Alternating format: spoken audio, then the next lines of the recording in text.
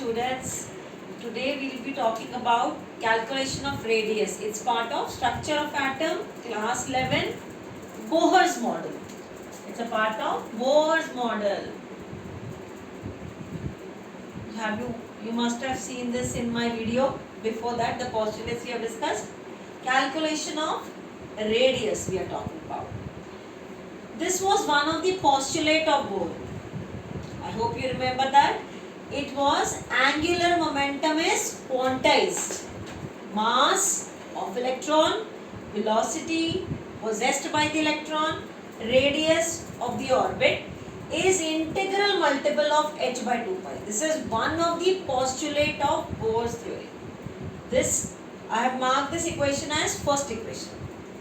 Second equation, we have taken, if you remember, we have discussed that electron revolves around the nucleus in the definite circular orbit, and how it is able to move. It is getting the centripetal force from the electrostatic force of attraction between the nucleus and the electron. This is electrostatic force of attraction. Okay, Ze, the charge of the proton in the nucleus, E is the electron. So Ze into E, I have written directly Ze square by R square is equal to centripetal force. Okay, mv square by R. If the electron with the mass m moves in the orbit of the radius r with the velocity v, the centripetal force is mv square by r. I mark this equation as 2. If we square this equation, first equation, and divide it by the second equation, on squaring equation 1 and dividing by the second equation, what we get? This I squared, children, m square v square r square. This side also n square h square by 4 pi square divided by this one. So I have written here mv square by r goes in the numerator. This side I have written directly, this is again inverted, z square by 4 pi epsilon naught r square. Whatever we can cancel, I cancel it out. R you can cancel, velocity you can cancel, 1 m you can cancel, 4, 1 pi can be cancelled. Whatever is left over, I have written this side. I have written here, so what will be R? 1 R is left over, the radius of the orbit. R is equal to, I will write here now Rn, because of nth orbit. Which orbit we want to find? Rn. Then remaining things I have just copied down. N square, h square, epsilon naught by z e to the power e square, we can say pi into m. This part which is marked in the circle are all constants. Planck's constant, permittivity, mass of electron, pi, charge of electron, all are constants. So this we will remove, we can put their values and calculate. We will get the answer as this. Radius is equal to 0.529 angstrom units into n square by z. Where n is orbit. Which orbit we want to find? Z stands for the atomic number. Atomic number.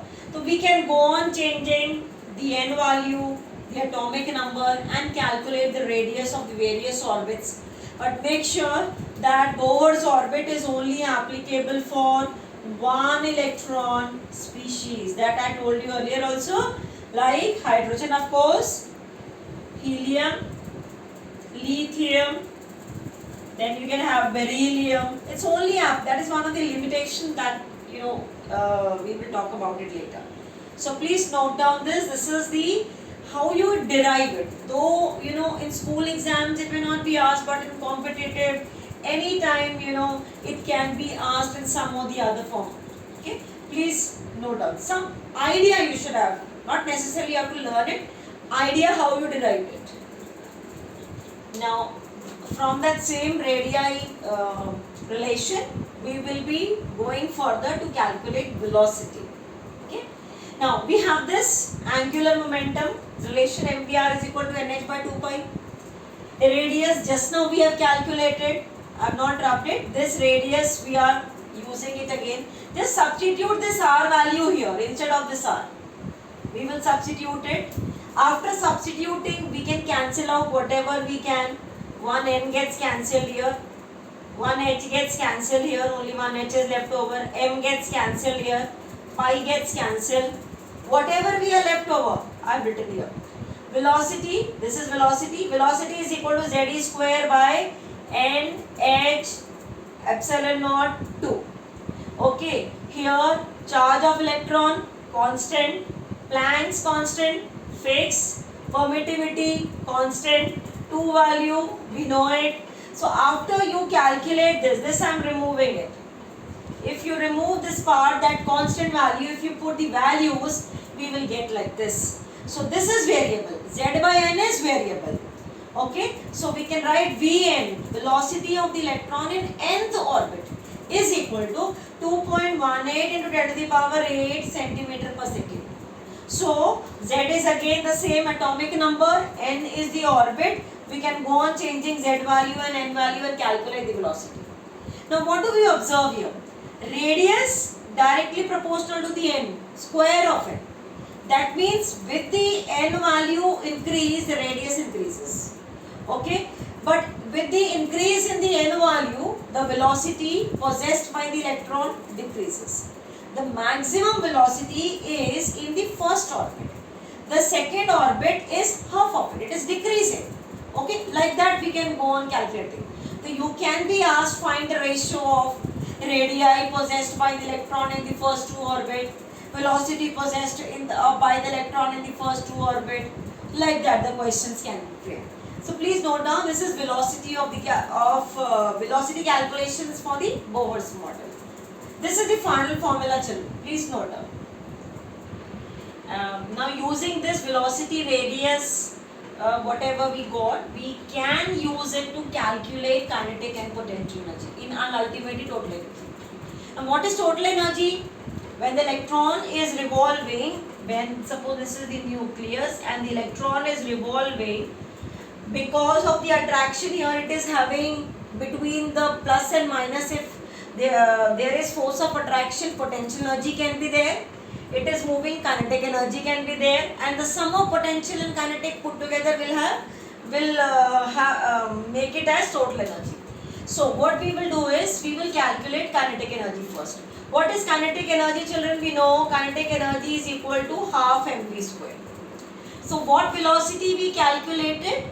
We are going to put here velocity square we have done. Okay, this was velocity square. So velocity square we have done. After that I have removed z and n because these are only the variables every time. So I have removed this and the remaining constants I have put them inside the bracket. If you calculate this, you will get the answer as kinetic energy is equal to plus 13.6 electron volt. Okay, in electron volt this is the value, because normally easy for calculations we prefer electron volt. Now how to calculate potential energy? Potential energy, children, is given by the formula minus, because attraction is there, minus 1 by 4 pi epsilon naught z square by r. Z square by r. So what we do is that r value we will put here, put that r value here, rest is same. After I put the r value, I am cancelling out whatever I want to cancel, whatever can be cancelled. But before that, to get a somewhat similar relation like kinetic energy, I have multiplied this numerator and denominator by 2. When I multiply numerator and denominator by 2, I will get this, where you have this part exactly the same like that of kinetic energy. See, m e to the power 4, it's the same. But only thing, z square n square outside the bracket is also same. Only thing is you find 2 extra. So what we have is the potential energy is double of kinetic energy but with the negative sign. So what do I write? I write potential energy is equal to minus twice of 13.6 electron volt into z square by n square. If I know the potential energy of any particular orbit, kinetic energy will be half of it with a positive sign, and vice versa. Now if I have to calculate the total energy, then what?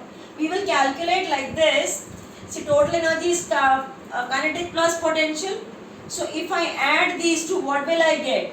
I will get the answer as total energy is equal to minus 13.6 electron volt into Z square by N square. If you remember, we have done this type of relation only to calculate the first orbit, second orbit, third orbit.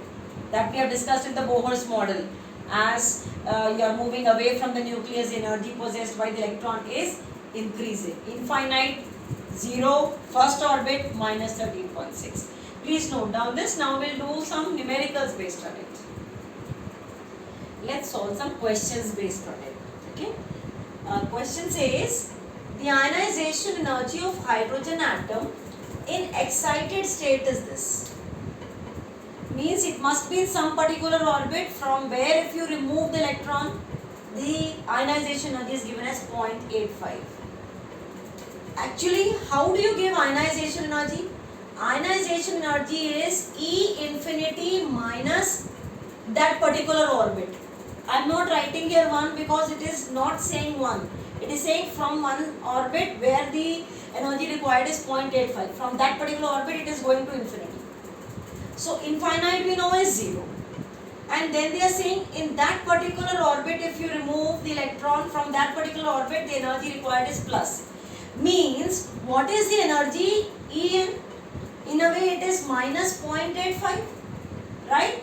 Now the question further says, what will be the energy of the photon emitted when the electron comes from that minus 0.85 to the ground state? How much is the energy? Now what are we asked to calculate? Delta E. What is delta E now? Delta E is E2 minus E1. What is E2 now for us? You know this is a nucleus, first orbit, whatever, some orbits are there. In some particular orbit the energy is given as minus 0.85 and we know what is the energy possessed in the first orbit, minus 13.6. So it will be minus 0.85 of minus 13.6. If you solve it, you will get the answer as plus 12.75 electron. This much energy will be emitted. This much energy will be emitted. We are bothered about the value. This much will be emitted out. E2 minus E1. I hope you follow this. Next question. To which orbit will the electron in the hydrogen atom jump if it is absorbing this much energy? It is absorbing 12.1 electron volt. Then, say again nucleus, some orbits are there. In some particular orbit, they are saying the to which orbit will the electron in the hydrogen atom jump on absorbing this much. Okay, it is absorbing 12.1 electron volt. To which orbit it should go? So what we are asked to do here is, again we are asked to calculate that delta E value. What is that delta E value, children? Minus 13.6 of that, this is plus value. Okay, it is absorbed. So plus 12.1. Okay, so what you get here is minus 1.51 electron volt.